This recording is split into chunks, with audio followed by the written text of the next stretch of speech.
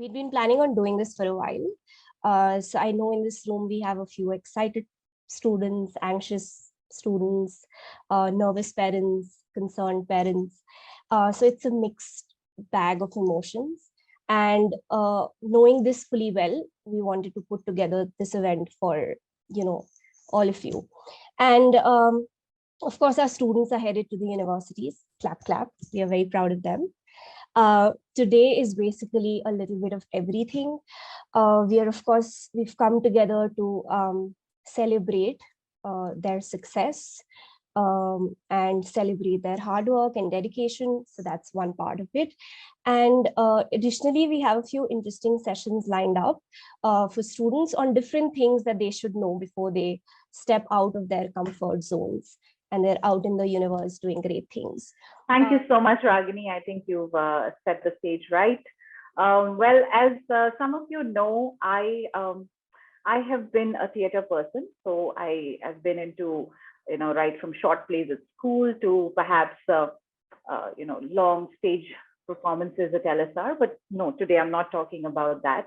The idea is that I just want to share that I feel that while we may all think that we come together for a reason, and that reason could be a college guidance routine, it could be counseling, it could be getting into the college of your dreams.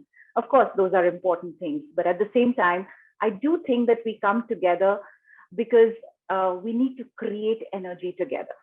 Okay, it's just like a showcase. It's almost like a showcase on stage where you're creating energy, whether it's the directors, the actors, the props that are on stage. So very often all that energy comes together and culminates into the best college fit. It culminates into connections for life, the kind of connections we are establishing today. It also culminates into a growth story that's worth telling. So I'm so glad that we've been part of this energetic experience together with each one of you. And because I know that some of you who could, of course, not join us today and all, they have been with us for 3+ years. And that's a long time, It's really a long time, and you become so connected, so attached, and you become like this. I think it's a very strong connection, I would just say. And today we've come together for 2 reasons. Okay, so one is, of course, to celebrate your great success, whether it's a scholarship, whether it's your college admit, and all that you've been able to achieve as a student. And 2, we've come together to orient ourselves because the world has changed dramatically. Okay, and whatever said and done, the time when, let's say, Sahaj, you were joining university, or the time when Nandini, you were joining university, those were different times, and every year we are changing in that sense. We are perhaps developing. The whole world is kind of challenging us to learn new skills, right? So we've got some of the best speakers for each one of you, right from academic orientation to money management to, even working out a good college list in terms of, your checklist of colleges, as well as we have someone who's going to be talking to you today about your mental health and how to make sure that that is in order when you are in college. Students, all you have to do is you have to share your name, city, name of school, university, and the course you've selected. There are slides here for our reference, just in case you skip anything. First up, can we have Nandan, please? Nandan, could you please introduce yourself? Tell us where you headed. Sure. Bonjour. My name is Nandan, and I'm based out of Delhi. And I'll be pursuing my master's in management from ESSEC Business School. So I'll be going to Paris in about 2 weeks. And that's about it. Thank you. Thank you, Nandan. Thank you. Do we have Dhanashri here? No. Anhad, could you go next? Whoever's not here, Ragini, I think it's, okay. We can just quickly summarize where they are going. I thought we'll do it at the end, but your choice. Okay. No, let's do it now. I think Dhanashri will join in a bit. So Dhanashri is going to University of Manchester. She's going to be studying Masters in International Relations. These are some of the colleges that she made to. There's SOAS, Manchester, Leiden. So yeah, I think she'll join us in a bit. Then we have Anhad. Anhad, would you like to introduce yourself? Hi everyone, my name is Zanhad. I live in Gurgaon and I'm pursuing computer science honors from University of Lancaster, and I'll be going in 2 months. It was a great journey with Ragni ma'am and Charu ma'am, and if, of course other also like Komal ma'am. I've Thank studied you, Anand. I've Yes, studied yes. From Bishop Corin School, Shimla, and that's why Anand and I have a very strong connect. We have a party connected. I've known him for 3 years now. Anand, thank you so much. Let's move on to Sia. Is Sia here? Hi. Hi. Hi, I'm Sia, and I'm from the Lawrence School, Sinar, and I'm going to Purdue University to pursue psychological sciences. Thank you, Sia. Thank you. All right. Can we move on to Ekam? Ekam, yes. Hello, my name is Ekam Dasan, and I'm from Gurgaon. I'm at Amity Global School, and the university I've chosen to go is in Chicago, DePaul University, and the course selected is business undergrad. Thank you, Ekam. All right. Who do we have next? Shraddha. Meher, is she here? No. So Meher is going to University of Edinburgh to pursue her LLM in IP law. So that's Meher. Next we have Himang. Is Himang here? I think. Anybody? No. Okay.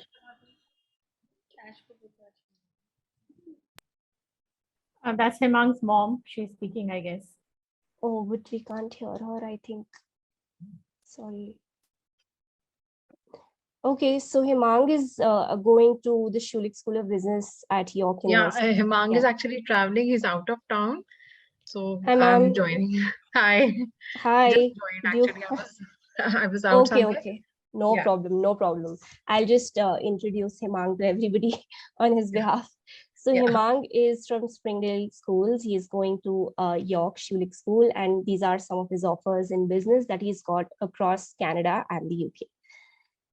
All right, next we have Arnav. Arnav is here. Arnav's mom is also here. So Arnav is going to UBC Canada. These are some of his offers, and he is going to be studying computer science. All right, then we have Aditya. Hi, Aditya. I think Aditya has also dropped because of bad Okay. connection. He's on his way. Do Yeah, you want to tell us, ma'am, where is he headed and how? Okay, so Aditya is going to Drexel University in Philadelphia, and he's going to do his fashion designing.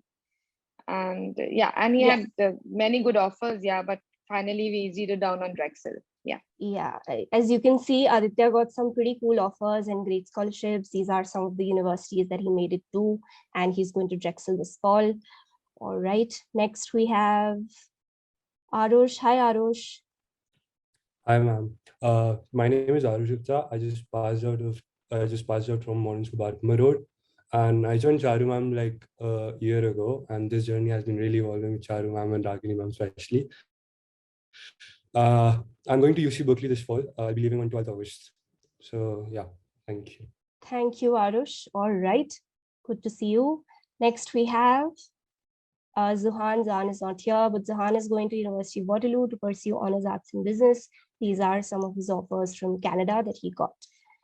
And okay, next we have Alex. Alex is already he's already in Japan. His semester started a little earlier. So he's our first student who's gone to Japan. His university is APU, which is Ritsumeikan Asia Pacific University. He's studying international relations there. Next up, we have Nandini. Nandini Dhawan is, she's, I think, still assessing all her offers, but in the US, she got through Emerson, and she has some offers from Netherlands and the UK. So I think she's juggling between UAL and one university in Europe. Then next we have Maina. Maina got an offer from Marist College, and currently she's preparing for some Indian universities. So she's decided to stay back. Next, We have Dhruv. So Dhruv Banerjee is going to Sciences Po, which is in Paris, and he's going to be studying international relations there. These are some of his offers that he received. All right, next up we have Pooja. So Pooja, again, international relations, we actually had a lot of IR students this year. So Pooja was initially going to Leiden, but now I think she's decided to stay back in India and prepare for some Indian universities, but these are some of the universities that she got offers from. All right, next we have Gautam. Gautam is going to University of Alberta, Canada. And as you can see, these are some of his other offers. There was TCD, UCD, Tilburg, Limerick, and Maastricht University. All right. Next, we have Amrita. Amrita is not here with us, but she's going to McMaster University to study business. And Amrita got offers from Simon Fraser, UBC, and University of Toronto. Next, we have Chitali. So Chitali is going to be pursuing her postgraduate diploma in art and design, and she's going to UAL this fall. Ragini is going to UCL, doing a very interesting course on prosperity, entrepreneurship, and innovation in the UK. And she was with us even during her undergrad journey. Then she went to Warwick, and now she's headed to UCL for her master's. Hi, everyone. I'm Stuti Bhattacharya, and I'm actually a grade 12 student right now. So I am currently in the process of going through the application process for applying for universities as well. And it's a pleasure to welcome you all to the academic orientation this year. And we have a very special guest with us, Mr. Dhruva Bhat. And truly, believe me, it's a pleasure to introduce him, because believe me when I say his credentials are worth mentioning. He is currently studying for his PhD at Oxford University's International Development Department, and is also a magna cum laude graduate from Harvard, and has an MPhil from Oxford, and is also a Rhodes Scholar. And additional to that, he is also one of the founding members of the Lumiere Scholar Program. So are you here with us? I'd like to hand it over to you. Hi, Stuti. Hi. How are you today? I'm doing very well. I'm currently in London. I'm spending the month here, and the thing about being in London is that since so much of our team is in India, the day starts at 6:30. So I'm coming to the end of my workday as well. Really excited to be here, though. Congratulations to everyone on your offers, and you've gotten into some amazing universities, and I'm excited to see what you do with this opportunity. So just to start off, I'd like to ask some questions that I'm sure are also on the mind of some of the audience, the people in the audience here as well. One of the first questions I have is, well, personally, I am currently studying in a small school, and all of us, we excel in our own world. Basically, it's like a small little world, and there are some students who are about to step through the threshold and move into the world where the arena is a lot bigger than it is in school. So what is one way we can have an edge over the rest of the students? Some tips where we can get an edge over the rest of the students in college, this is. Yeah, that's a very good question, Stuti. But I'm actually going to start off with challenging the assumption there, which is, so far it's been intense competition to get into universities where you have to prove that you are better than the other applicants in order to get into university. But now you're at university, and sure, down the line, you'll be competing for jobs, but you and your friends will probably be applying to very different kinds of jobs. And if you are going to sort of the kinds of top universities that you're going to, there are enough jobs to go around for everyone to graduate with something that they're happy with. So what that means is, I would say one of the first things to do when you're going from high school to college is to get out of the competition mindset and into the collaboration mindset. And that's truly something that blew my mind about going to college at Harvard, is that I was surrounded by some of the most incredible people. If I thought I was good at debate. The world's two best debaters were there. If I thought I was good at economics, there were students who had taken college level classes in economics in high school and who were coming in knowing so much more. But we all understood that college was a place where we were there to build community, build connections, that we would want to build a network of people that in the future we would be able to lean on and depend on, and that we would be able to get more done together if we work together than if we try to compete with each other. So I found college to be a very supportive environment where people were very gracious with their time, very willing to make introductions, very willing to spend time with you and explain things that you're not sure about, where it helped to be vulnerable if you're struggling in class, because then other people would support you and help explain things that you didn't understand. Some of my closest friends I made taking really hard math and economics classes, where the day before the homework was due, we would be sitting down till 2 a.m. working together on these problem sets in the cafeteria. So that's the sort of environment that you'd want to be building, one where you were being supportive of other people and leaning on them for support, because it's through that that you both learn the most and build those connections that will last with you for life, not by coming across as sort of competitive and trying to gain an edge over the others. That is something that I personally did not know. I had always assumed that when I went into college, it would be a very competitive spirit. But thank you for that. That was very helpful. For the next question I have, one thing is a lot of our academic work nowadays comprises of a lot of research work. And even in school, in college, in university, you have to write papers that are heavily research-based. And in these cases, sometimes having research papers or having experience in research papers is of great value. So how how should one plan if they want to start working on a research paper? What is the value of starting to work on a research paper in college and university, and how should one plan out for it? It's a very good question. So almost inevitably, all of you will be expected to do a research paper in college at some point. Some of you might choose to write a thesis. Some of you might choose to go into research in more detail. Some of you might choose to do a master's or PhD in the future. But even if you don't want to do any of these, most likely you will take at least one class in college where the final assignment is an essay or a paper of some kind. So what that means is going into college, being ready to do that is very, very important. And believe me, I went in not ready at all. The first time I had to write a paper, I still remember, I wrote what I thought was a good paper. I turned it into my professor, met with her, got feedback, and came outside, called my aunt and cried because I obviously had not constructed a good argument. It was not written effectively because I had no idea how to.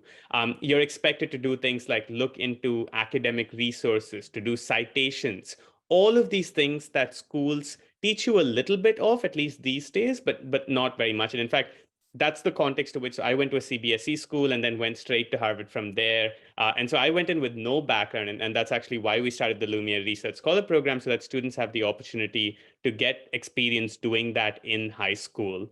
And so when you come to it in college, I'd say there are three big reasons that you might want to get involved in research. The first, of course, is that it's a really, really exciting and interesting opportunity if you're curious about the world, if there are problems that you don't quite understand, if there are phenomena that you want to dig into deeper. Research can be a really effective way to understand more about that. The second is that it gives you a whole bunch of really useful skills. So it teaches you to think very critically, logically, and in a structured way about a particular issue. It teaches you the ability to analyze data, whether that's quantitative or qualitative. It teaches you to write clearly and in a way that communicates your findings and results to others. And finally, of course, it helps set you up for success in the future. So if you do research in high school, it becomes something that you can point to in the college application process when you're applying to college. But similarly, if you do research in college, it becomes something that you can point to when you're applying to jobs or when you're applying to master's degrees. Because even if you don't end up doing a research-based master's degree, even if you end up going into a job in business or finance or doing an MBA, being able to say, I've done research in psychology or I've done research in history can be something that makes you a more interesting candidate and points to skills that can give you an edge over others when in that application pool. So a clear example of this is, say you want to go work at a startup after you finish undergrad. Everyone, or so many of the people who are applying to that job, would have taken business classes, would have taken accounting classes. For you to be able to say, I have done research in, say, psychology, and I can understand how people think about these things and understand how customers make decisions, and therefore I'll be able to better help you decide on your strategy, can be a real interesting edge that sets you apart in that applicant pool. So I think research has all of those benefits, and that's true whether you do research in high school with a program like Lumiere or in college independently and with your professors. Thank you so much for that. And speaking on continuing with the topic of research, like I said, we have, like you said, in fact, we have to at some point have to come across doing research papers in college and university. And obviously, we are surrounded by the internet technology, and that sort of it leads us to unintentionally at times plagiarize material off of the internet. And in universities and colleges, especially abroad, this is something they strictly check and are take this very seriously. So what are some tips that you can give the students to avoid plagiarism and maintain originality? Personality. Apologies. Absolutely. Personality too. Personality Yes. too. Personality too. So I think plagiarism is one of those things that it's kind of normalized in India. They're like, okay, the material is out there, you can just take it and use it, and it's absolutely a no-no and a taboo in other countries. So particularly in the US and the UK and more widely in Europe, having somebody else do your work for you or taking somebody else's work and passing it off on your own is one of the worst things you can do in an academic context. It is much better for you to go to the professor and say, I don't understand this material, I need more time, I'm going to need help with this, than try to cut corners and present some work that's not yours as your own. So what that then means is you need to do a couple of things. The first is you need to put in the work. If you need to write a paper, you can't start the night before and assume that you're going to be able to do it, unless, of course, you're ready to pull an all-nighter and work harder than you've ever done in your life, and even then, potentially not. So you need to do the readings. You need to dig into go into the library and pull out the resources and the materials and sit with them. The second thing is, when you are looking at other people's material in preparation for writing your paper, note down everything that you look at, the name of the book or the name of the journal article and the author, so that in the future, when you're writing your paper a week from then or 2 weeks from then, if you are concerned that you might be emulating some of their words or work, then then you have the ability to look back on it. Whereas otherwise, you would have totally forgotten which of these different papers you've read or looked at. The third is, when you're taking notes, be very clear in your notes which of the words are coming from directly from the book or article and which of them are your own. So make sure to put quotation marks around direct quotes, and whatever your comments or notes are on it, you can write without quotation marks or in a different color or whatever else. And then finally, once you have written out your entire paper, go back and read through it carefully. There are also lots of plagiarism checkers online that you can run your work through, and you can contact your university if you're not sure how to access them, and just run it through that as well. So that, I'd say, is sort of mechanically what the process would look like. But the underlying theme is you've got to approach writing a paper as something that is creative, that is fun, something you want to do and that you're willing to put in the hard work for. And then you need to actually carry out that hard work in order to have an original paper. Thank you for that answer. It was really helpful. And just to end it with one small question. What is academic integrity? Because that's a definition that sometimes can have multiple meanings and multiple people presume it to be something else when it and so what is academic integrity by definition? Yeah. You would say? it's a tough one to answer, but I think academic integrity basically means doing the right thing. And if we look into ourselves and really sit with the kinds of things that we do, we know what's right and what's wrong, sort of deep in our hearts. And the reason that people cut corners is because they're stressed, or because they want to do the easy thing, or because they feel like the thing that they're doing doesn't have much meaning for them. And so they want to get to the end point as quickly as possible. But I'd say if you really sit down and think about it, everyone knows what academic integrity is. It means being original with your work, being honest about your work, and sort of being invested in your work. So caring about what you're doing and putting in the effort and being truthful and honest through it, and making sure that any work that you're presenting as your own is actually your own. Thank you so much. That was all the questions I had. I'm sure we all had something that we can take away from it. I personally took away a lot of information that will help me next year when I start off with college. So thank you once again. It was a pleasure having you here. Thank you. Absolutely, Satin. There's no reason to wait till next year to start applying these. I'm sure you can in 12th grade and your college essays as well. Late. But once again, to everyone, you are about to enter an environment where there'll be more intellectual opportunities and things to do and listen to and learn from than ever before. And even if you're someone who is skeptical of school or feels like you learn better outside of a school environment, this is an incredible opportunity that I think you guys will all gain enormously from. And I hope you have an amazing time in college. Good luck to all of you, and please do feel free to reach out if you have any questions at all. Thank you, Ragini and Charshila. Thank you so much, Dhruva and Suti. You've, I think, made it clear to us that university is much more than just a Karan Johar movie. Oh, it's very sad. The other day, one student was telling me, I'm just going to have fun now. I'm not living with my family, nothing doing. I'm happy. I said, well, time will tell. But thank you so much for your time. Thank you so much, Suti, for doing this. Thank you so much, Dhruva. Some excellent tips that we'll always keep in mind. Thank you so much. So hello everybody. We had a wonderful session on what academics is like when you go to your colleges abroad. Now, along with that, we understand that a journey to college can be very, very exciting. But in that hustle and bustle, we must not overlook the responsibilities that come along with that. I mean, to be able to make the most out of college, it is important that we are prepared for every challenge that comes our way. And it's important to know what needs to be done, and we need to learn a few things before heading off to college ahead.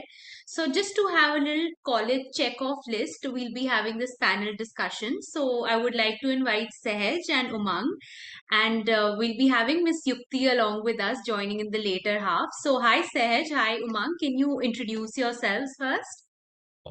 Sure. Please, Umang, you can go ahead first. Ladies first, always. We have Umang here. Yeah. Can you hear me? Yes. Yeah, you're audible, Umang. All right. So hi everyone, I'm Umang. I'm 21 years old and I study at Leiden University in The Hague, in the Netherlands. I just finished my bachelor's degree here and I'm staying for a master's in international relations and diplomacy. Nice to meet you all. Right. Hi, good evening, everyone. My name is Sahaj, and I am a mechanical engineering student at Purdue University. I have one more semester to go before I graduate, and I can be finally done. Yes, so yeah, that's all about me for now. Not that interesting for now. All right. So, Sahaj, do you know what has it been like since you've spent quite a bit in college already? What has it been like adjusting for you? What were the changes that, you had to make in, not only for like your college, but like for everyday chores? So, like your laundry, your cleaning, all of that. So, what is it like? Can you just tell everybody things that they need to know before heading off there? So yeah, like when you are going off, like for most people, when they're going off to college, it's the first time they're living independently. like they are not used to making their own bed or, making their own tea, for example. And it's always a bit challenging when when you're living by yourself for the first time, because, suddenly it's you against the world. You have no one to fall back on. Of course, your friends are going to be there to help you, but like if you're hungry at like 2:30 in the morning, you can't call your friend and be like, make some food for me or something, right? Whereas all that is just accessible to us back home. Like if I am ever hungry, I can just wake my mother up and I'll be like, Mama, prepare something. Like, so we don't have that luxury anymore. And so yeah, initially it can be a bit challenging, but there also comes a certain satisfaction when you learn to do all this, when you know that you can take care of yourself. And that's, I guess, like part of adulting, right? Like knowing that you can take on life. So yeah, there are a lot of such things that come, like, cleaning was something I always emphasized that I had never done before. Like I said this in my last orientation meeting as well, that मैंने कभी पोछा नहीं लगाया था, and that was always hard. I don't know how the maids do it. I still can't do it regularly once a week, and like they have to do it every day. Uh, there's also like laundry. You have to keep track of you, it's going to sound really awkward, but you have to keep track of how many clothes you have left in your closet, so that you don't run out of them. And you have to make like, because you're already preoccupied with so many things back when you're in college. Like the undergrad life especially is really hectic because you have so many things going on. Then you also pick on clubs, then you want to also pursue other interests, and all these things, the time commitment adds on. Because believe it or not, like according to my university, according to my school, I was spending 75 hours a week just on my classes, which is already a lot. And then I have 3 or 4 different clubs that I'm part of, and they require at least like 4 or 5 hours of commitment as well. So you are looking at like 90 hours a week. And if you do the math, that's going to be there's 7 Lots and days in a lots of week, time. right? As an engineering student, I should know this better, but I guess like we're so dependent on calculators nowadays. But yeah, that's around 12, like around 13 hours a week that you're already giving to this. And then you count 8 hours of sleep, so you barely have any time left to yourselves. So, you have to be very particular about this, that, that this is a day I'm keeping aside for this. Like laundry is going to take 2 to 3 hours. I'm going to put it in the dryer and whatnot, and I'll be doing other work at the same time. So yeah, you need to have some sort of a mental timetable so that you can adjust there well. Right, wonderful, Sash. That was quite an insight and a reality check that pocha bhi lagana padega ab jaake wahan par. But yes, so Umang, so what is it like for you? So how do you like sort of plan your day, and how is it that you fit in your chores and everything? How do you manage everything, since now you're going for your masters also ahead, so you must be like handful of experience now. Yeah, I mean, agendas are really your best friend because it's really hard to, I mean, like you have to do so many things right now. Like, I mean, while I was still having classes, I had around 3 classes in a day, or like maybe spread over 2 days. But in the end, like, if you're also doing honors, which is like a separate track that you can do, like Yeah. it's an extra challenge for you. So then it can easily go up to like 4 to 5 classes in a day, and those are like 2 hours of like heavy lectures. So it's you really have to plan in your day so that you have enough time not only to study, because that's the main reason you're there, but also for yourself, because it can get very overwhelming very fast. And then, like, just basic tasks like cleaning, that ghar pe to it used to happen on its own, but like now you have to do everything on your own. So it's good to keep maybe one day in a week, preferably like the weekend. For me, it was the weekend. Um, just clean your room and stay in, don't go out, and like just make sure that you have enough time for yourself and also um, like for your studies. One thing I found that really helped, like planning your day, was actually, I think, like not even day planning but week planning, because that way you have much more freedom to fit in stuff that arises throughout the day. So I definitely encourage people to keep some time apart for yourself, like keep at least a block of 2 hours free from 9 to 5, just so that you're not always running from one room to the other for your lecture. So yeah. Right, right. That's quite an insight. So, Sahaj and Umang, just, is that like a small checklist? I mean, are there some things that you feel it's imperative to carry? Sahaj, probably you're doing engineering. For engineering students, I mean, are there some equipments or like electronics that they must carry from here? Well, I wouldn't say there are like particularly anything like that. I would say, a calculator, I guess, but like again, it depends on the school, like what their calculator policy is or what things that they require. There's something like, a lot of people like engineering paper and all those things, but you can get it all over there. So that's not much of an issue. Pencils, yes, that was another thing that I wasn't used to. Like in India, whenever we were in any grade, pens were the norm that we used. But in the US, it's they like to use pencils. So that was kind of going back to school, like elementary school. So that is kind of a shift. Other than that, I would say I don't know if people want to get it. Like an iPad really helps, especially like it helps you in consolidating all the notes and whatnot, and that's something that I use. So it's really helpful when you have all those slides and you want to annotate on them. So an iPad or some sort of a tablet, that is something that is also slowly becoming the norm, rather than just having a laptop.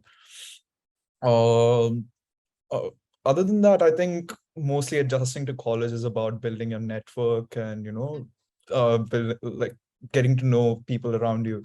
Because I remember when we were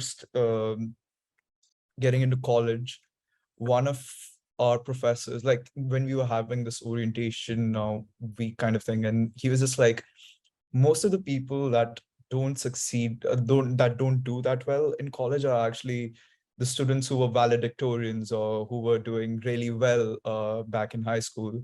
That is because they're not used to asking other people for help, because they are thinking like, they are the ones who are used to helping other people, and they're like, we are not used to this dynamic where we are not where I need help essentially. And that's when people fail, because college is very hard. Like any degree that you're pursuing, any college that you're attending, it's going to be a lot of work, especially the undergrad life. So it's always better to, reach out to people around you, make friends. That is a big plus, of course, because they are your family away from home, and they're the ones who are going to be carrying you somehow. And just build a good network. That'll help you adjust much faster. Wonderful, wonderful. That's quite, these are the things that, one needs. These are things that are not expressed that well. I mean, thanks, Sej, for putting it out there so nicely for all of us. So, Umang, anything from your end? I mean, are things slightly different in Europe for you or something like that? Like, is there anything you would want to add on to this? I mean, when it comes to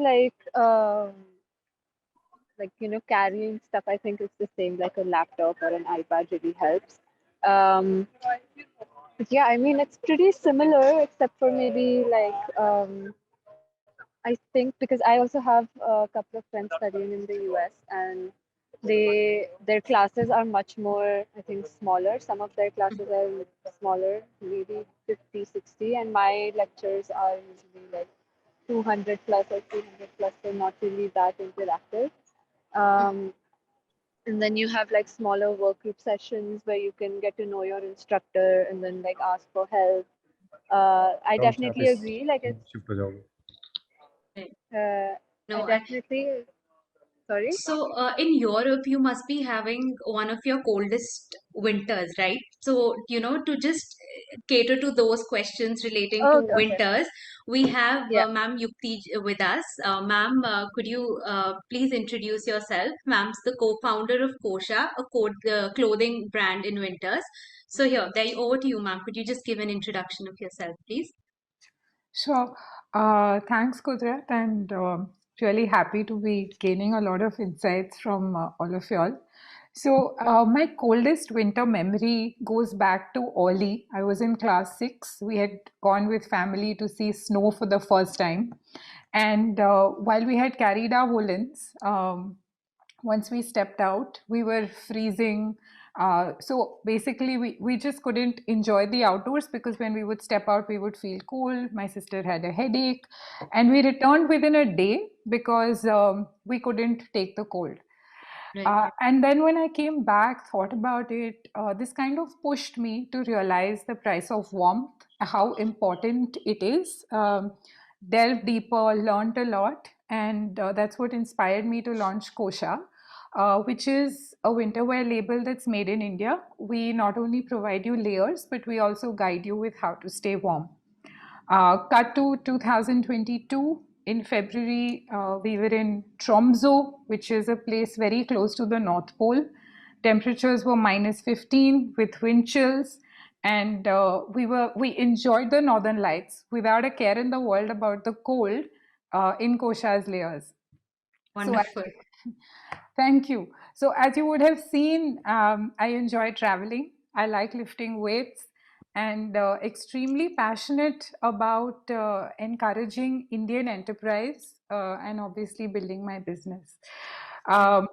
Let's dive in. I would love for this to be interactive and understand from y'all, what are the challenges. Before that, I want to congratulate all the parents and the students for achieving this feat of getting that coveted seat in a foreign university. It's aspirational for so many of us, and kudos to Charushila and the entire team. It's really like it's a dream come true. So many pats on the back. Yeah, so why don't you all share maybe some challenges or your coldest winter experience, and we can take it forward from there. Oh, trust me, I was pleased. I'm so sorry.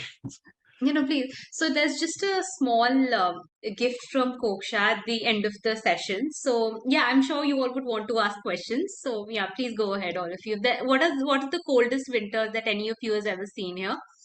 So trust me, I live in the Midwest, so I have when I'm in the US, and it's absolutely horrendous there sometimes. Let's just say. The coldest winter that I had to endure was the temperature dropped to -40 degrees Celsius, and the school actually, the university shut down, and we were advised not to be out for more than 15 minutes, despite how many layers we were wearing.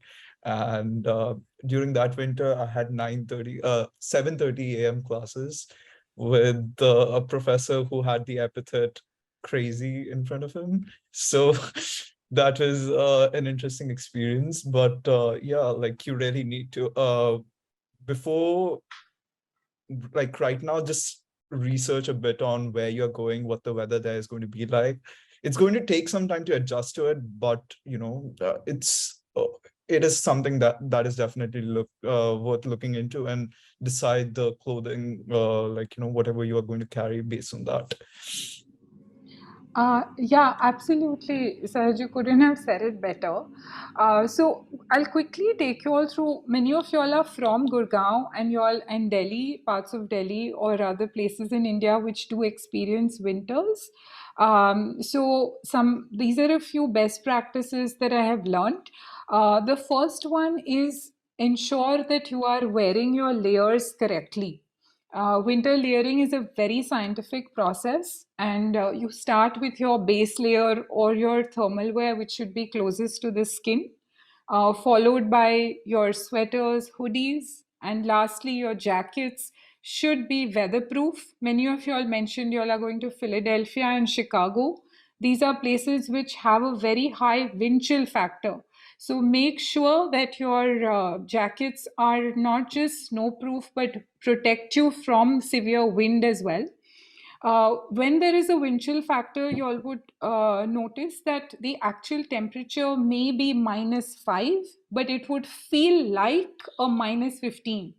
So please keep that in mind for places on the East Coast, parts of Canada. And then it's very important to keep your extremities covered, which is your ears, your hands, your feet, because there's loss of heat from there as well. If you're, like he said, Sahaj, that you need to check where you're going and and the temperature and the weather of the place. We're really happy to give the students a free consult. If y'all just tell us, y'all can reach out to us on our numbers, and we're happy to help you all with what are the layers to carry for the university that y'all are going to. One more thing that keep in mind is when you're traveling in university, you're staying in a rented accommodation or in your hostel. Generally, that's heated, and then you travel to your class. So the route is cold, and again your classrooms are heated. So your first layer or your thermal should be temperature regulating or something that will help you balance between the hot and the cold. Traditionally, the thermals that are available, they have that itchy feeling or chubta hai, and it's not a layer you can peel off because it's the very first layer you're wearing. So hence, we innovated and came up with a proprietary fabric, which is made with a blend of merino wool and bamboo. It will work equally well in a heated room or in the cold outdoors. So temperature regulation, wind chill, layering, these are some of the best practices you all can keep in mind. Happy to answer questions if you all have in specific to packing or just staying warm in general. Ma'am, just one question right before we end this session that I'm sure a lot of parents must be having in mind, that the baggage limit is a very, very big problem that the students have while going. So you have to carry your winter clothes in good quantity because you have different events to go to. So, ma'am, what would you recommend on that? I mean, what are these essential winter clothings that they should carry, keeping in mind the weight that they are taking ahead? Yeah, sure, Kudrat. There's definitely the baggage limit to keep in mind. So I shared with you all that we were warm in -15 with wind chill in Norway. And the winter wear for that trip, in fact, the weight of the bag was 5 kgs. So that's the section, we've worked on the weight to warmth ratio and reduced the weight of the garments without compromising on the warmth. So between 5 to 7 kgs for your winter wear, just so that you are ready for your first season is what, would be recommended. Right. So, if there are any questions that anybody wants to put forward to Ma'am Yuktie or Sahaj or Umang, please feel free to write it on the chat box, and we can have it put across to them. And so thank you so much for such a lovely session, and it means a lot that you took out your time for this. And I'm sure it's so much that you gave to our UC students. How to manage your money efficiently is one that most parents look forward to, at least, and in some cases some students, this is a new territory altogether for some of the students who are stepping out for the first time. Nandini, over to you. Hi everyone, my name is Nandini. I'm at college at Math in Upstate, and that's about me. We have with us Mr. Aman, who is the founding chief at Bhat. In 2016, Mr. Aman and his team have moved to loans that amount to about 3,000 Nandini, crores. sorry, I think your voice is breaking slightly. It could be your, Okay. yeah, could you just, Right. no, it isn't. We'll change my location. Yes. Hi, Aman. Thank you for joining us today. Hi, Ragini. Thank you for inviting me here. Thank you. I got such interesting insights in the last 10-15 minutes that I joined. Yes, so I think we missed Nandini's introduction of yours. Would you like to introduce yourself to the group? Sure. Hi everyone. My name is Aman. I'm one of the founding members at a company called Gyan. So as the name suggests, we give money for Gyan. We help students getting financing for their education abroad. Now, financing can mean loans, financing can mean a scholarship. Major focus is on the loans because primarily that scholarships are scared and less available and only available to a few number of students. So majority of the parents and students go abroad after taking the loan. So we started back in 16 and from there we have by now have helped more than 10,000 students in total, have disbursed around 3,000 crores in education. So comes with a lot of experience around financing and with interaction of more than 10,000 students. I would be happy to answer any questions related to money management, including the. Thank you, Aman. Nandini, I hope. Is my voice better now? I don't think so. Okay, I will change my Yes, please. All right, Aman, in the meantime, Nandini and you've already had a discussion on a couple of themes that you'd like to share with the student. Which would you like to start Sure. this? So yeah. I have a brief presentation. I can share that. Yes, please. Yeah, sure. Yeah. I hope my screen is visible. Yes, it is. Great.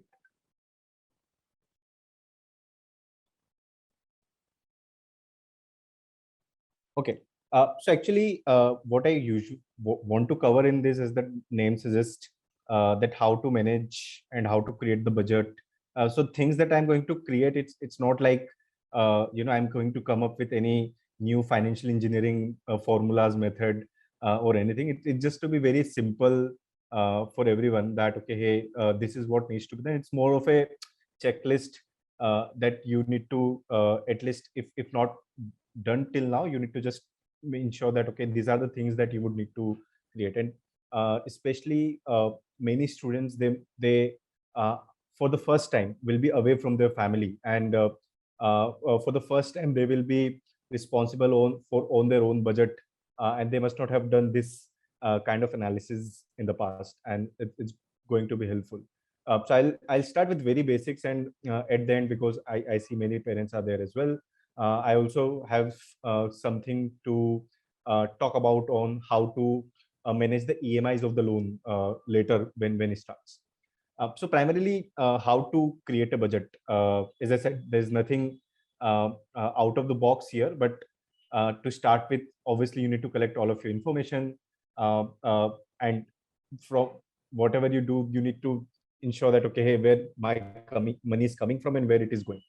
The difference will be between that is something that will be left with you. So now here, when I say where is the money coming from, now that source can be your parents, any money that you must have saved yourself, or the loan financing company.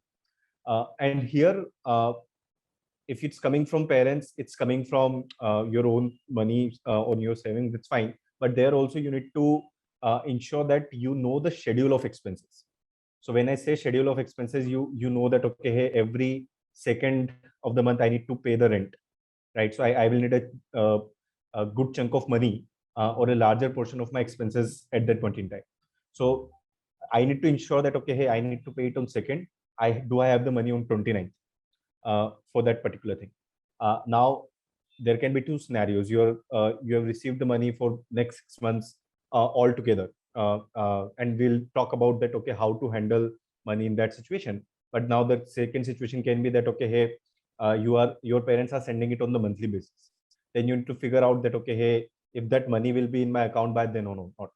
How much time will it take in the forex transaction? Uh, is any Sunday or Saturday, Sunday coming in between, which can hamper my transaction? So all of these things you need to sort of figure out at your end, ensuring that, okay, you're getting the money on time. Another example of a major chunk of money that you will be needing is at the time of course registration. So when you go abroad every semester, you need to register for the courses, apart from or the fees, fee payment on that particular day. Then also that this particular analysis needs to be done, that, okay, hey, where the money is coming from. And second is where the money is spent. So while you are creating the budget, while you have the money, so we spoke about that, okay, you can get the entire money in one go as well.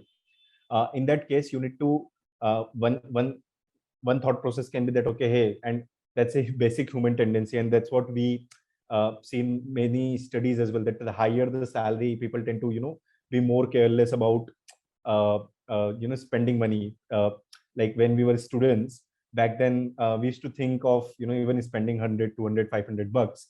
But now when people start earning, or when they see that, okay, I have lakhs of rupee in my account, we tend to become less careless. We see something on some shopping site, and we try to click on it, buy it, and all of that. So I would say when you have the entire money of 6 months, 5 months in your account in one go, at that point in time, you need to create a budget. You need to sort of allocate in an Excel file, or we'll talk about some money management apps as well in the next slide, that you need to assign a purpose to each dollar. So you need to know that, okay, I have $1,000 or $1,500. Okay, 700 will go in rent. So I can't, whatever happen, I cannot touch that money. I need $400 for, let's say, food and other purposes. I need $100 for these purposes. So if once you assign a purpose to each dollar, then you will realize that, okay, hey, I was just in an assumption that I have a lot of money, but each dollar has its own purpose, and that's why I cannot spend. And you need to review it regularly, maybe monthly basis or every 15 days, that, okay, hey, am I spending more than what I should have?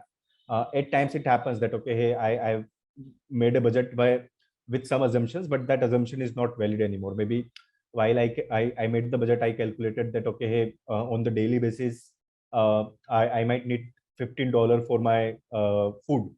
But now I realized after reaching there that, okay, my food habits, maybe I like to eat a bit healthy. I don't like to eat or any for any purpose. Now it's $25 a day. So when you review it on a regular basis, on a periodic basis, then you can come up with better planning, that, okay, hey, now I will be needing more money. Coming back to my point on the schedule of expenses, it also helps you in, let's say if you're taking the money from the bank, also, so it will help you, and you can mark in your calendar that, okay, on which day I will need to reach out to the bank for the disbursement. And you also need to have that expectation setting done with your POC at the bank or at the lender, that, okay, hey, I will need the money, and I need the money in 7 days after that. And how to give that notification. You cannot do this, that, okay, hey, you reach there, after that you're figuring out, okay, hey, how would I get the disbursement of the loan amount that I had. So all of this SOP, SOP, you will have to return somewhere, that, okay, hey, I need money, I need to drop an email to this person, whatever the documents that will be needing, these documents need to be sent, and this is in how many days I will get the money. So ultimately, this is how the budgeting should be done. How to track your expenses? It's very basic. Again, you should have your SMS alert activated. So when you reach there, obviously you will have your US bank account, or whichever country you're going to, you will have to open that account.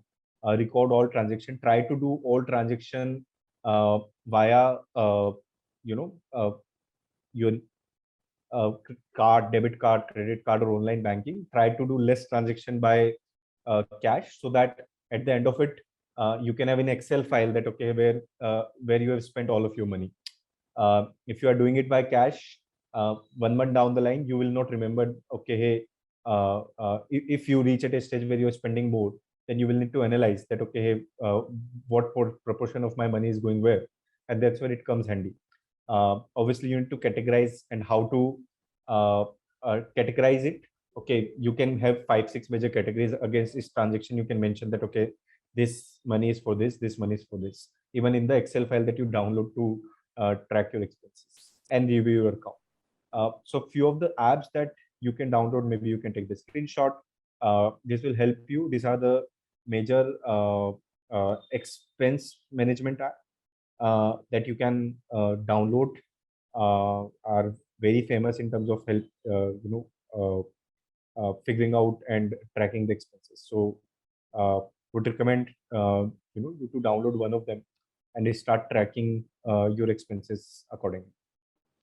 So sorry to interject, Mr. Haman, but now that you actually mentioned that there are different kinds of transactions that we make also, so could you also highlight the difference between one's wants and needs? Because when actually spending money in college and everything, it becomes very important to not be kind of skewed into wanting what others in a particular different culture that we're actually going into may be indulging in, which might just lead us to overspending, so to say. So what do you suggest in terms of how to differentiate between our wants and needs and kind of make the right choices in that way?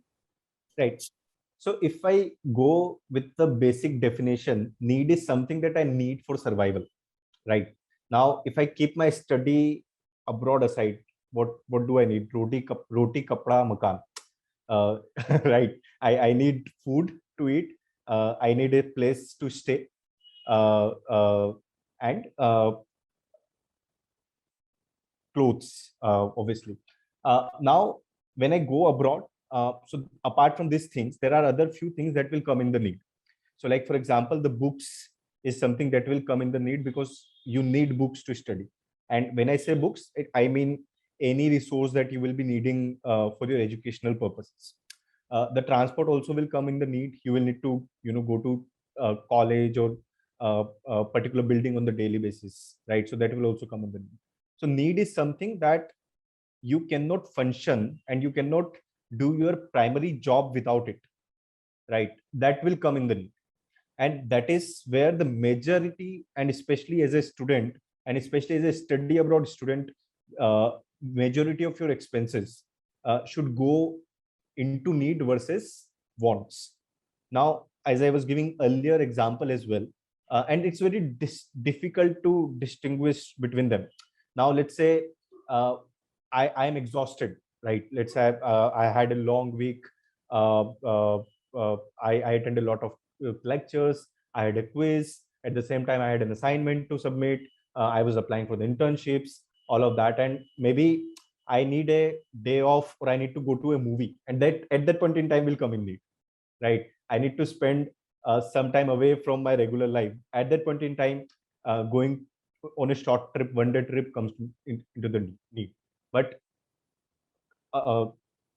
if I compare it to you make your habit of, okay, hey, I will go on a trip every other weekend, or I will party every other weekend, then that will not come under the need.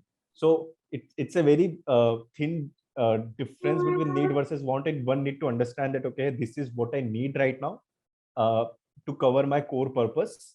And if it is not helping you in your core purpose, or if it is not mandatorily needed for your core purpose, then that is not need, that is want. So now that you actually mentioned about needs, there are obviously some sort of emergency situations that may also come up at times. So do you suggest that knowing the difference between a savings account and a checking account, so to say, can be beneficial in some way for a student? Right. So first of all, before I go into the technical terms, savings account, checkings account, few things that I recommend and what I've heard from people. So there can be rainy day. You might need, there can be a sudden expense.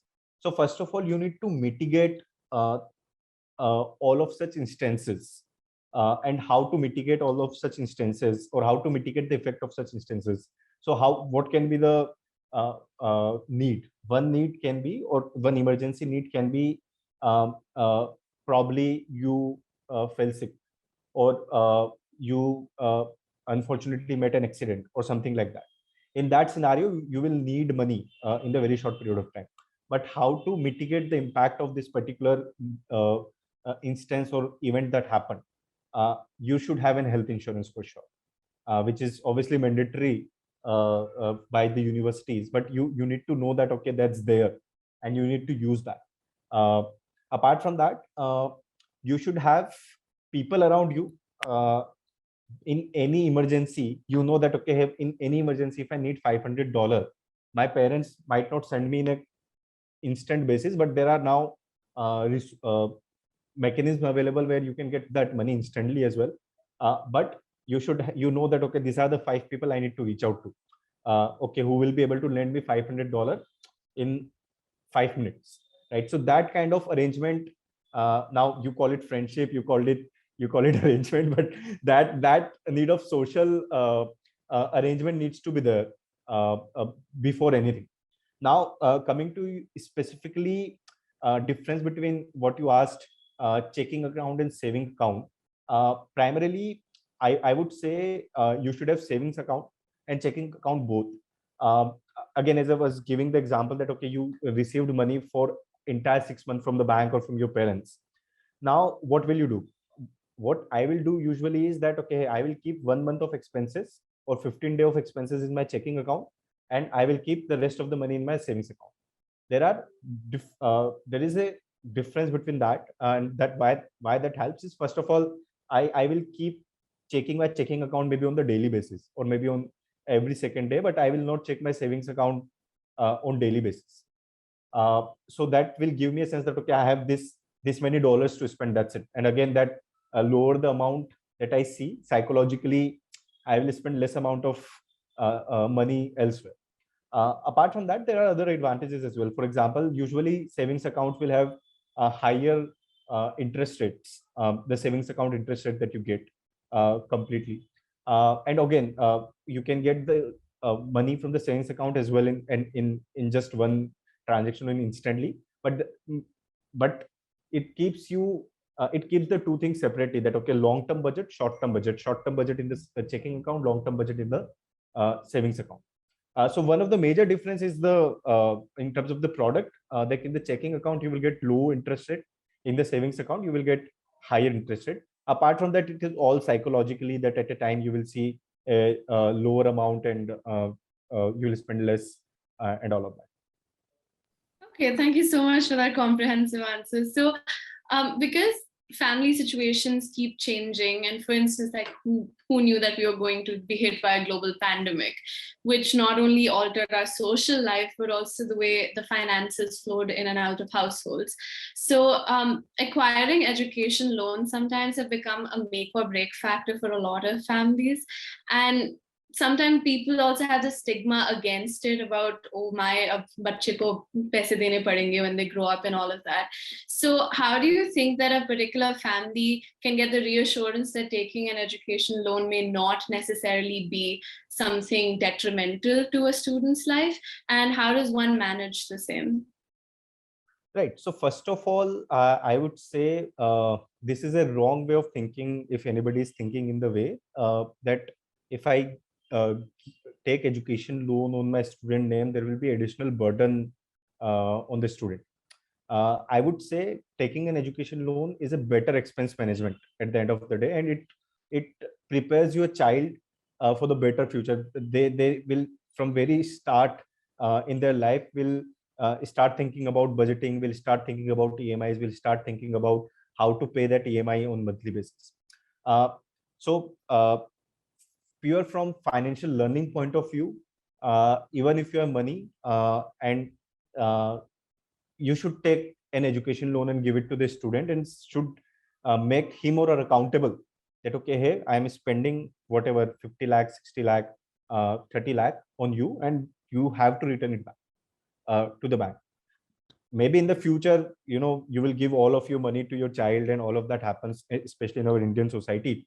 But that should be done in the future. In the near term, in the shorter term, at the start of the student's life, giving him an education loan is a better expense management, better financial learning. Now, also apart from that, there are other benefits of the education loan. So for example, when people take education loan, they can claim tax benefits on the interest that they're paying. So in a way, let's say if I've taken education loan from one of the public sector bank, they usually charge me the interest rate of 8% or 8.5%. Now I am paying 8% or 8.5% interest per month, and I don't have to pay tax on that interest to the government. So primarily I'm saving tax there. So my effective interest rate, because let's say my parents is in the 30% tax bracket. So my effective interest rate will be just the 70% of what the bank was charging, because 30% I would have paid anyway to the government, right? So my effective interest rate, let's say my interest rate was 8%, is 8 into 0.7, which will be 5.6%. So I am getting money at 5.6% from the bank. Now, let's say I have 1 crore rupees. Now let's discuss two scenario. I give it to my child. Okay, you take this money, you do the expense, and that's it. On the other hand, I don't give it to my student. The first advantage I already mentioned, that okay, this will help him or her out in the finance management and all of that. But apart from that, let's say I asked my student, my child, to take that education loan, which is effectively 5.6% costly. But this 1 crore, I'm investing elsewhere. Let's say I'm investing in a property, or I'm a good investor. I am investing in the mutual funds. I'm investing in other financial instrument, or maybe I'm making 10, 12, 15% a year, right? So the delta, you will be able to make more. So it's again, it's better to take the education loan because of the tax benefits, because from the government, in a way, you are getting cheap money rather than spending your own money on the entire education. Apart from that, now when you start repaying, now at times it might happen that your interest rate is high. Many times people take yeah. Hi Aman, sorry to interrupt. Just one more minute, please. We Yeah. have 2 more sessions. So. Sure. I'll just cut it short. Thank you. Just a couple of things in that direction. Let's say somebody somebody taken an unsecured loan today, which is loan without collateral, and the interest rate is very high. Now, can I reduce that interest rate today? No. But when I graduate, I will have a job. So at that point in time, any new lender will come in. Let's say my current interest rate is 12%. We will do the balance transfer, and that the EMI will be reduced because this new lender will finance my education loan at a lower rate. Another thing, at times, let's say in the current scenario where there is inflation and the currency depreciating, if you find yourself in a situation where you need 3-5 lakh rupees extra, 8 lakh rupees extra, there are top-up loans available that you can reach out to your concerned lender and ask about it.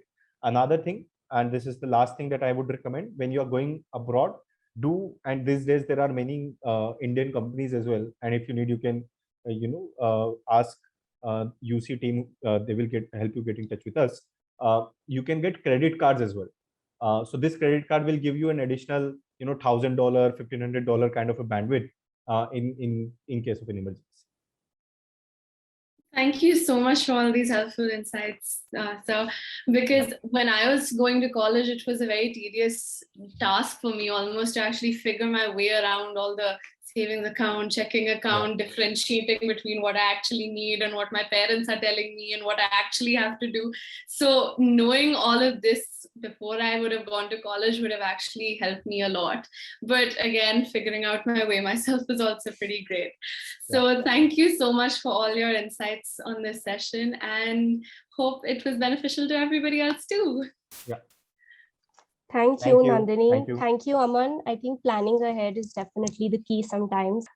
I mean, it's something that you have to ask yourself every night and even once you're there. But to help us understand the importance of just being fully aware and mindful of our surroundings, of ourselves, we have our next session with Ms. Charushala and Ms. Pragati Rao, psychologist and personal growth coach. Ma'am, over to you. Thank you, Ragini, and I hope everybody is listening in. This is an important session for the simple fact that over the years, I've realized that it's not just about getting into college, it's about getting through college. And if you have to get through college, you have to not only become cognizant of your academic orientation or money management or a checklist to college, you have to become more mindful and more aware about where you're headed, how you're going to manage yourself, your day-to-day.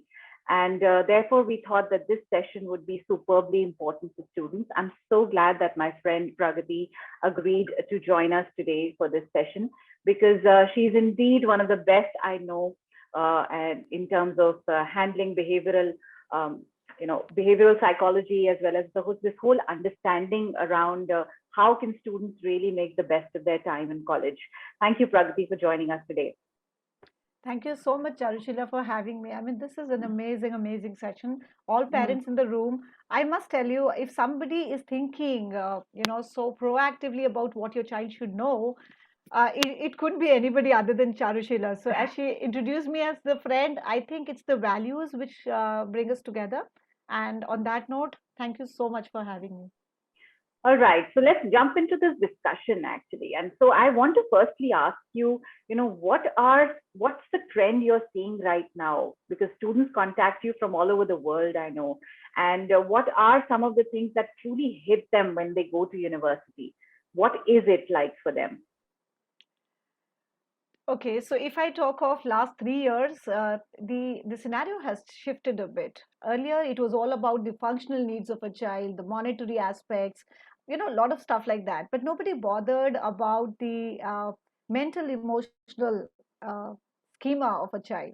But I guess last 3 years, this has actually come up in a very overarching way, and children and parents both are very keen. So, there are children asking the parent, I want to get in touch with somebody who can address a few of my queries. And this is such a proactive stand from somebody who's charting new territories and wanting to know more.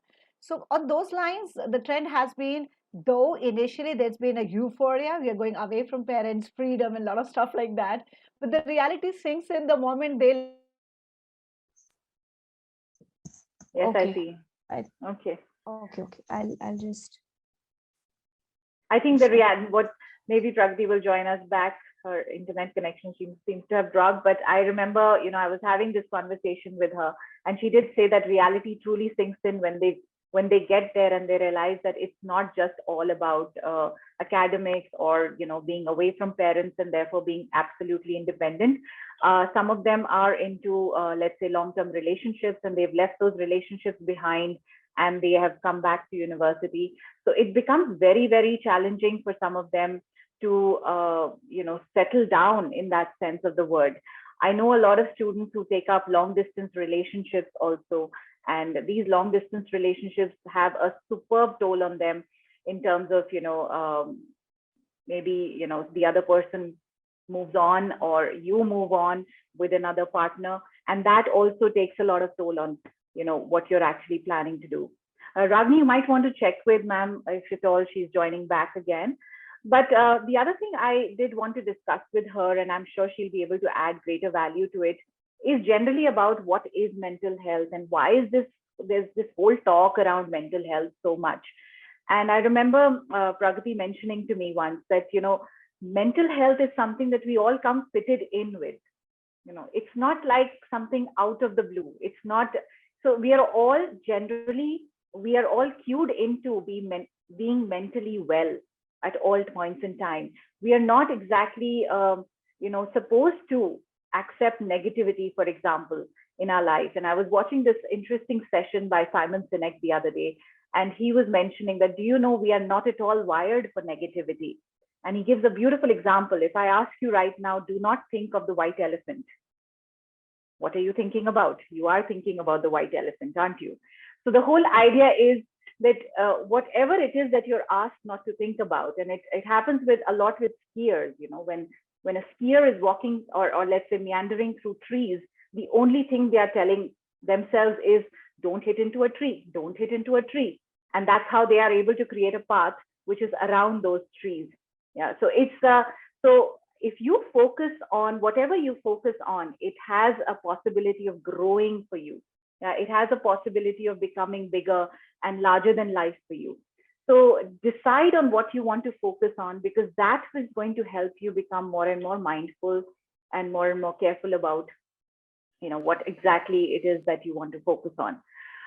In terms of mental health also, I would say, some very simple things that actually work for our, as an advantage in our case is this whole, I'm sure a lot of you are aware of breathing techniques, or you're aware about how exercise can do you good. It's just that we know all these things, but it takes us a lot of time or a lot of inertia to get out of and get into practicing some of these things.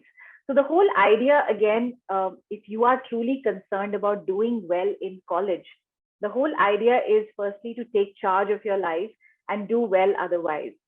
So I can see Pragati has joined in again. Yeah, sincere apologies. I mean, there was a power That's all cut, right. and then I had to fetch Technology. for, yeah. Okay, so coming back where we were, so we were So talking about I took the liberty of telling them about, how you were telling me about how mental health is something we come fitted in with, but I didn't go into the techniques. So why don't you tell us a little bit about those two techniques you were telling me about? Fair enough. So, see, look at this mental health, as Charushila would have already leaked my secret. You come wired with it. And when you come wired with it means there's no big deal. So, two things which I would like to recommend everybody who's like, charting out new territories would be techniques. So, I'm giving you by the name so that you remember the name, right? So, one of them is 478, the other one is 54321. This is equally relevant to a parent who's stressed out, to a child who's overwhelmed, to a counselor who's been through a big round of counseling and guiding and mentoring. So, whosoever uses it, the idea is 478 is all about regulating your breath. So, your breathing is connected with your emotional brain. And your emotional brain, the first thing that happens when you're emotional, overwhelmed, anxious, fearful, or anywhere on those spectrum, what the first thing that happens is you get to breathe in a very shallow manner. And that's where 478 will come to your rescue. Any moment, sitting in the flight to landing on the new place to the place where you are supposed to be, if you feel even an iota of overwhelm, you get into, by a count of 4, you will inhale through the nose. You will hold that breath in your body for a count of 7. And with a count of 8, you will exhale through your mouth with the sound of whoosh. So you don't have to make a loud noise about it, but I just do one so that you get to know how simple this could be. So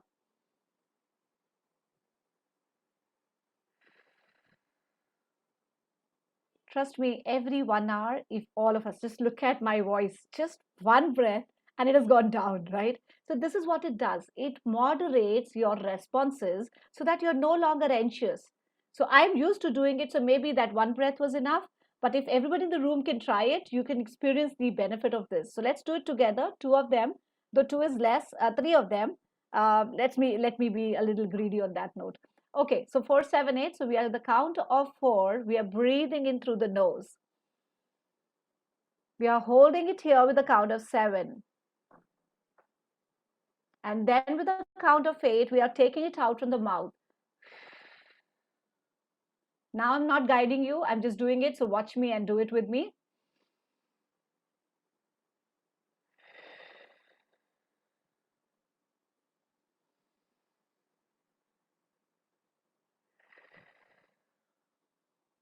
Now watch yourself, how your emotion has come down. The whole system doesn't want to talk anymore. That's the beauty. And the beauty is this directly impacts if I technically talk of it, this directly impacts the vagus nerve, which is the nerve which modulates the emotional part of you. There will be many moments where things would be new. There will be environment which will be slightly fearful because there are cultural differences, and when so many people are new, you obviously feel, and if you have social anxiety, god save you from that. So in any of these cases, this one little thing will come to your rescue. There would be times where you would not have submitted stuff because of a number of reasons. Again, this will come to your rescue. There would be times where there would be too much on your plate. This is one thing which will come to your rescue. This may sound like a simple cog in the wheel, but trust me, this is one of the most powerful cog in your wheel if you can utilize it enough. Ideally, Beautiful. Thank you. Thank you so much, Pragati. I'm so also glad. greedy to know about 5, 4, 3, 2, 1 as well. Awesome. What is So that? now, okay, great. So just the way your sympathetic nervous system cannot be controlled voluntarily. So that was one technique which I just told you, 478. The second way of calming yourself down, grounding yourself into confidence and ability is 5, 4, 3, 2, 1. That means how to channelize your 5 sense organs to be more active, alert, alive, and kicking. So I'll do this activity for everybody. I'm going to speak up and you're going to just pay attention to what I'm saying. So 5, I want you to just first calm down, sit down comfortably, and then look around the place that you're in and pay attention to 5 things in your environment. Look around and see 5 things around you in absolute detail. Pay attention to the shape, the size, the textures, colors, patterns, and anything else that comes to your mind. Just pay attention and close attention for at least 10 seconds. Once you've done that, time to move on and pay attention to 4 sounds around you. This could be a sound coming from outside the house, from the next room, from the kitchen, or it could be a sound as close as your own breath. You may even would like to assess and analyze and pay attention to the sound that is coming, my sound, to you through the computer. Once you've done that, now pay attention to 3 things that you can touch. 3 things that you can touch could be rubbing your own hands with each other. It could be feeling the fingertips or feeling the seat where your body pressure is where you are sitting, your feet on the ground, and anything else on your mind. 3 things that you can feel. Now pay attention to 2 smells around you. This could be smells coming from your environment or your own body odor. The talcum that you applied or the perfume that you would have sprayed on. Anything but 2 of them. And once you've done it enough, time to give yourself a compliment. What is it, that one thing that you would like to tell yourself? One compliment to yourself. I generally say I'm happy, healthy, whole, and complete. And this is one which I would like everybody in the room to borrow. Happy, healthy, whole, and complete, because nothing else matters. Thank you. That's so lovely, Pragati. I think happy, healthy, whole, and complete is beautiful. And that's exactly what I want these students to know. They are all happy, healthy, whole, and complete. And really, if you can take that back as a little phrase with you, put it somewhere in your room, wherever you stay, that you're happy, healthy, whole, and complete, I think you will lead a very wholesome life. It's amazing, Pragati, how you did this. And I'm sure it's something that's going to benefit not only the students, but of course, each one of us here, who's listening in. I also want to point out, since there was a lot of talk that happened on the fact that these kids will be going to a faraway land where it could be extremely cold. So the weather has its own way of playing with your mind, Correct. Is there anything that you particularly suggest there, and how they can exactly manage themselves, keeping that in mind? I absolutely loved your sensibility around this question. Now, please understand, here in India, when it is cold, have you seen what happens to us, especially on days when the sun doesn't come out? We feel low, we feel dull, and in extreme cases, we have some shades of depression.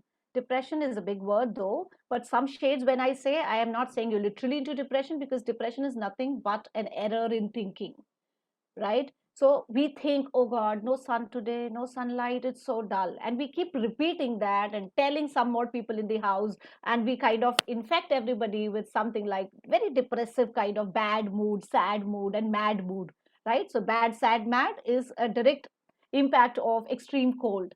And having said that, if this is allowed to stay for a longer time, this actually turns into a disorder which is called as seasonal affective disorder, right? So it is so important to understand that there may be, I don't know which countries you're going to, I joined in a little late, but if it is very cold, if there's no sunlight, you've got to be making sure that you are giving yourself some of yellow light. Yellow is very powerful, because that's what will save you from the sad thing.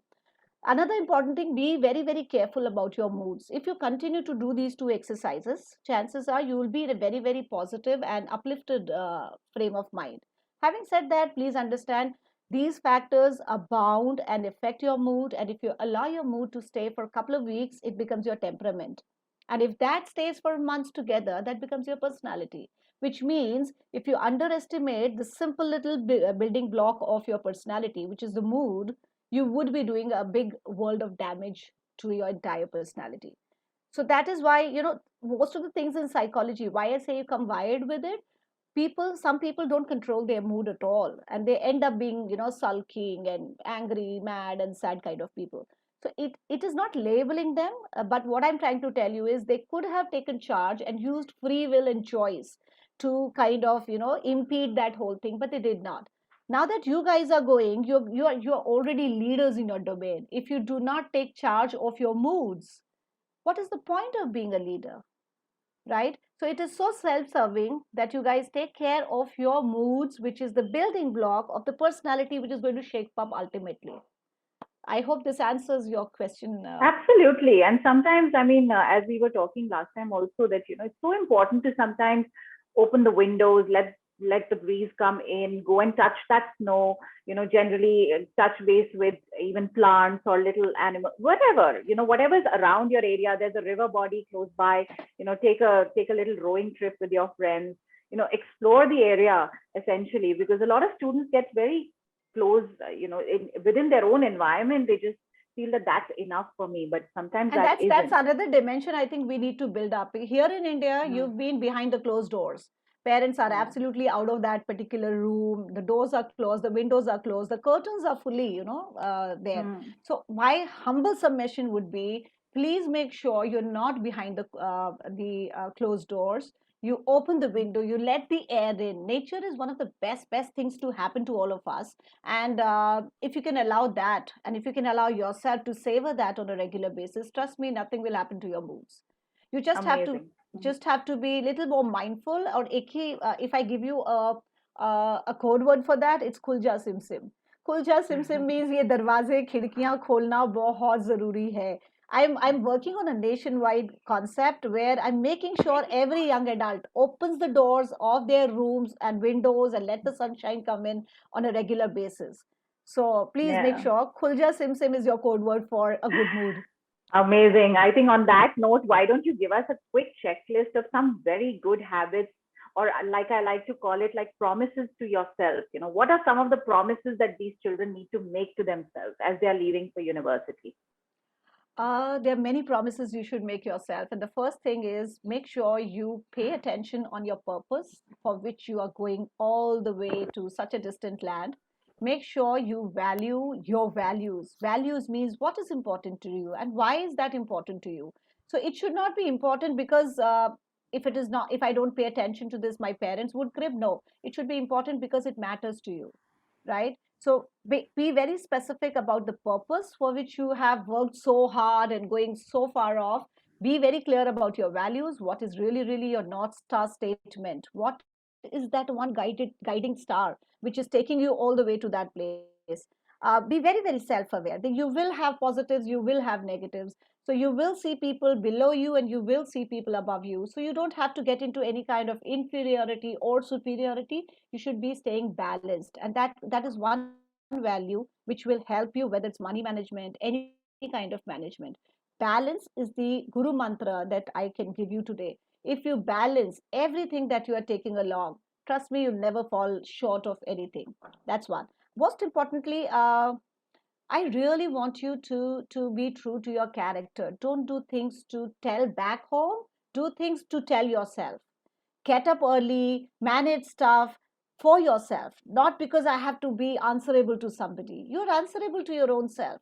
And now this little step is making sure that you can do it. That is why you've been put into that situation, right? So if you've been selected, if you're going that far off, it's very simple. God or destiny puts people into a situation only based on if they can handle it or not. You can. This is a proof enough that you can. And if you don't do it now, well, that's your choice and a very bad one, I must say. No, thank you, Pragati. I think you have really given us nuggets of wisdom, and I'm sure students are going to take back all of these back with them, and live a more wholesome life as they go into university. I'm sure each one of you here is impressed by Pragati because I was the first time I met her, and so I just feel if You're so kind. You're always so kind. no, you're lovely yourself. So I just feel that if at all students need your help, I hope Pragati we can connect them to you. And you are a very strong part of University Connection. And I just feel that I want to announce it, if it's okay with you, that they can indeed reach out to you for sessions or just reaching out while they are in college. If they're facing any difficulty. Yes. Charu, this could not have come at a better time. This year we have launched Kalpa Vriksha, whereas this initiative is so much about where families thrive, right? So yes, I'll be very happy. I'm already working pan India in 6 different time zones. So anywhere anybody needs me, I'll be very happy to be part of this whole initiative. And you're doing fab. You're doing fab. Any association with you is like any day welcome. Oh, wow. How nice of you.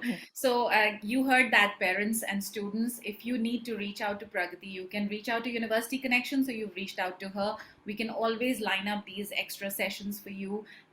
Which will allow you to actually reach out to her whenever you like. Thank you so much, Pragati, for your time. And we do have some thank yous to share towards the end. So it'll be nice if you can stay back with us.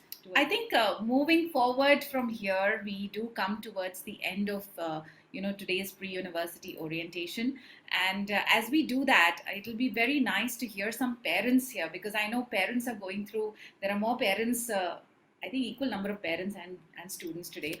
So it'll be lovely to hear from you. What is it that you're going through right now, and in all these years, what is it that you have gone through?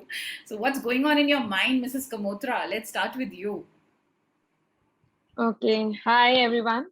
I'm Dipali here and lovely attending this session.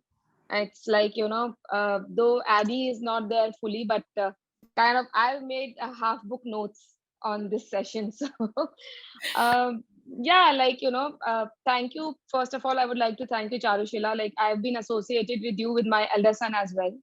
So it's been a nice journey, and with Aditya now, it's been like much better now. So it's kind of a mix, like kind of emotions. You know that how Aditya has been. So and we've all worked together. But all what I wanted to just say, listening to everything is that the focus and they should not forget their values. So the things I've noted down the last session, which everything listening to the other kids as well. It's just the values have to go. You don't have to forget what you are. And, I would say that, with my son, that academics is not everything. You need to actually focus on what is your forte and how you want to shape your life. Academics is a part of it. Yeah. You said it actually. And that actually does trouble us a little bit, isn't it? Yes. We want them to stay grounded with the whole thing. But I want to assure you that, we as a community are also like connected as parents. So in a lot of ways, we are not just, you don't have to see yourself in isolation, so you always reach out, and we have to hold the hands of these children, because they are really going into alien lands. Yes, very true. They don't know it as yet, but once they do get there, it's, so we'll all have to kind of, get together. So thank you so much for sharing. Thank you. Yeah, thank you. Thank you, everyone, and the UC team. Yeah, nice pleasure knowing all of you. Mrs. Dasan, would you like to add something? Good evening, everyone. First of all, congratulations to all the students and parents. I mean, all the kids have got into such a great universities, and I'm sure they're dream colleges. So my association with Charume, ma'am, you know that it's more than 6 years, right? We started with my first daughter, and the journey was so smooth and fruitful that she did go to her dream college, and now she's already working in New York. So, and when Akam got into 11th, and me and my husband just saw each other, and it was like we didn't have to go to anybody else. Charumam is there, so we just instantly call you. And now Akam has already gone into such a great universities. Now he chose his school also, his college also.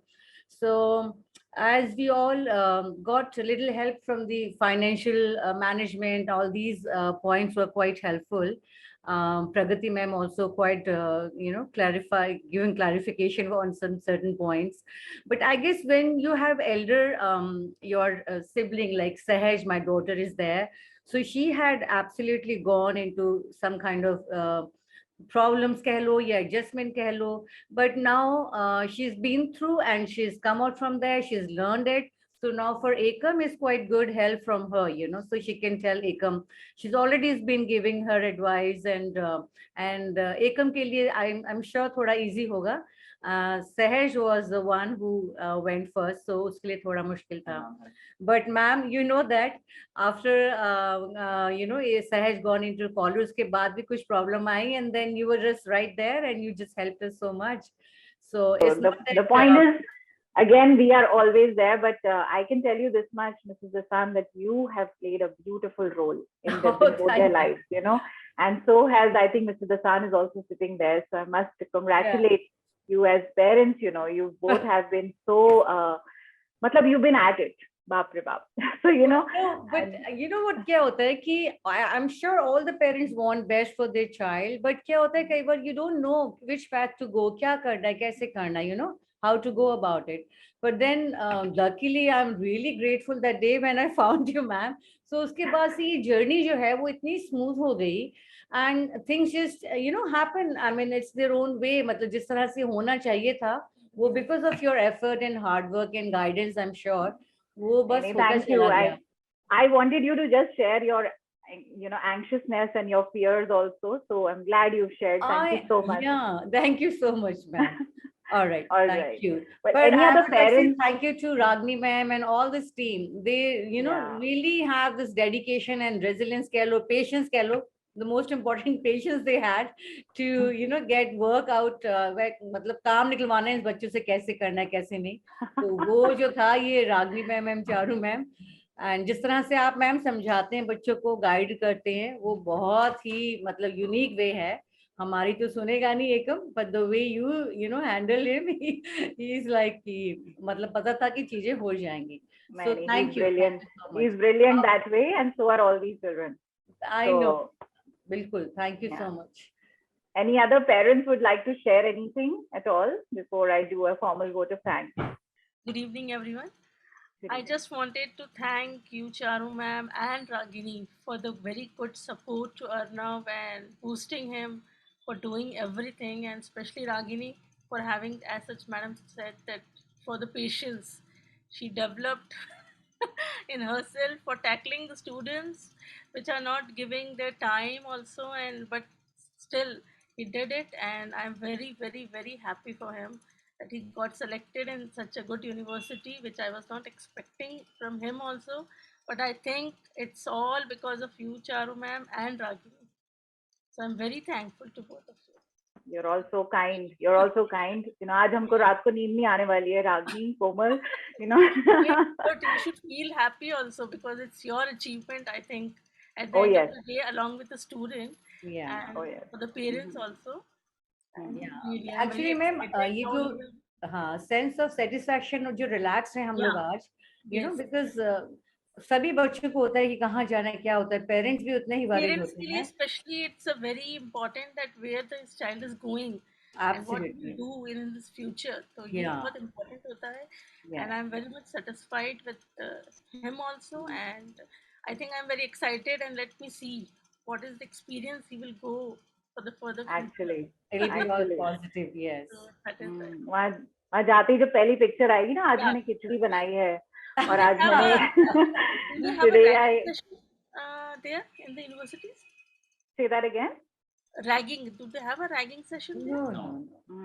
Not really. Not really. But yes, children have to be a little mindful of, small games and all. अब वो सब अंदर की बात हमको बताएंगे नहीं. You'll ask Nandini and Sahaj and all these others, but I think they'll all be safe. Don't worry. Safety, security is something which is paramount at most of these universities. Yeah. Yeah. So I can see Sakshi wants to say something. Yes. Yeah, even I wanted to add a note of thanks since Himang is not here right now, so I'm attending and I'm recording this session honestly because he insisted, "Mummy, record karna, I want to see." So he just called me up and asked, "Mama, how is it going?" I said, "It's very nice." So many answers to so many anxieties were actually done. I think it was very nice to have this session, especially with Mrs. Rao and all, Pragati Rao Yeah, ma'am and all, and everybody was so nice. I'm Thank you. happy. I'm happy connected with you all, and I'm so looking forward for the university route for him. Yeah, surely. So And I can Mr. tell you his mentor, Komal ma'am, is equally excited for him. Absolutely, I know. No, All everybody, right. you all have worked so hard with him. I didn't expect it, but he's done it with you all. With the push you've given you, Ragini ma'am, Komal ma'am, it's amazing. And he's reached to so heights, and I hope he does well. He will. He Makes will. up We to have it. full Yeah. faith in him. Yeah. Nandan, you are a senior student here. कुछ बोलना चाहते हो बेटा? You were showing your screen. Yeah. Nothing, just a big thank you to you and to the Orange team. And yeah, just I mean, like, if we have all got through one of the biggest hurdle till now, we can of course surpass anything now. It's just about belief. Absolutely. Yeah. Absolutely. You said it. Yes, you have crossed one hurdle, and there will be some more, and they won't be like hurdles, they will be like milestones, and you will cross them too. Super, super. Well, thank you so much once again. I will begin by thanking the experts for today who took out time out of their busy schedule to be with us today. So thank you, Dhruva, Aman, Yuktie, Pragati. Oh my God, thank you so much. You know, you've been amazing. And I also want to thank our students, Stuti, Nandini, you know, for moderating some sessions, Sahaj, Kudrat, my colleague, you know, a student admission mentor who's recently joined us, Shraddha, of course, for organizing so much, you know, with the slides and everything else. Thank you so much for all the coordination. So over the years, as you all know, you know, this whole thing about education, counseling and consulting has taken a life of its own. And I can tell you for sure that, you know, University Connection started from its living room. And today we are, of course, a venture that's serving students from across 25 cities. And what has grown is not just the venture. As you can see here, what has grown are friendships and relationships. And each one of us has just become this, you know, this ball of energy that I was talking about in the beginning. And believe you me, I personally feel every day, I feel so overwhelmed that it just could not have been possible without the beautiful team that I have at University Connection. And I want to thank, of course, my team. And I want to start with my real Ragini, yeah, to really tell her that, you know, you are my soul colleague for sure. And Ragini, so from knowing students on how to get students of all kinds oriented towards their goals, never shying away from making multiple checklists and timelines, just to make the whole process seamless for both the students and parents, and also for your fellow counselors. So I think we owe you a big thank you for being real and authentic. Can we just unmute ourselves and please give her a round of applause, which she can hear in her ears. Yes. Thank you. Thank you. Thank you. So she's easily the star researcher and phenomenal student success mentor at University Connection. Yes, you can say more than thank you, Ragini. No, this whole session has been really overwhelming, I must say, in ways more than one. But of course, I'm thankful to, like I said in the beginning, every student, every parent, I think the way they've contributed to this whole journey has been phenomenal. None of us here can work in isolation. You know, we all have to work as a whole, and only then can we expect some great results. And I think this is just a result of that. So thank you. Yeah. Thank you. Thank you so much. And of course, our dear Komal ma'am, you make everything so much better with your presence, I must say, and with your kind and caring approach. Parents and students have always found it so easy to talk to you. And so thank you for being a wonderful colleague and an asset to University Connection and to its family of students and parents, Komal ma'am. Thank you so much. Thank you. Thank you so much. Such a good parent, such a good student. I always say that These students are actually the stars, So I'm so proud of them that they are going to their dream places. Thank you, thank you, thank you. Amazing, amazing. And also, I would like to say that, last year we started this amazing initiative called the UC Peer Mentor Support Network. And this is made of students wanting to ensure that others aren't subjected to the same anxiousness that they went through. So I think Sahaj you met, and Nandini is also part of it. So they're simply here to give back and, of course, develop lifelong friendships with their peers. So they are indeed the chosen ones. Not every student becomes a peer mentor. But yes, if any of your wards or any other students here in the room would like to be a peer mentor, please reach out to us, to Ragini and I, and we can always get you started on this journey. It looks great on your resume, by the way. Yeah. So you might want to reach out for that. Definitely. I also want to take this opportunity to thank a number of our support colleagues who keep helping us with whether it's SATs or behavioral guidance. Thank you, Pragati, once again. You've been a great help in some cases. And also, some take care of interview preparation and many others. So these are also, without their support and guidance, we cannot really take the student's journey forward. And last but not the least, I'd like to personally thank our parent community for believing that we can indeed be the third parent in your child's life. Okay. And so my heart is absolutely filled with love and blessings for these children. So thank you, students, for letting us become your coach, your guide, your teacher, your counselor, and sometimes your hard taskmaster, to get things done. So I love you immensely, and may you have a great journey forward. Please do keep sharing little nuggets from your life, whether you win an award or you have your first heartbreak. Point is, we want to be part of your life. Okay. So just let us be part of your life. Okay. In every which way possible. Stay connected. If it's more stay blessed. to, 1 second, if it's more to demand, can we have small checklist to ensure that we are packing everything like a travel adapter or something like that? Is it possible? Of course it is. Of course it is. I think we already have something like that. If the university has not already sent you something, then we can always put together something and send it to you. Yeah, because the university hasn't. Okay, Komal ma'am, let's send it to her. Yeah. Okay. Thank you so much. So once again, stay happy, stay blessed, and stay connected. Thank you, each one of you, for joining in tonight. Thank you. Thank you. Okay, bye. Thank you UC so team, much. please Take stay care. back. Yeah. Okay. Thank you. Bye. Thank you. Thank you, ma'am. Bye-bye.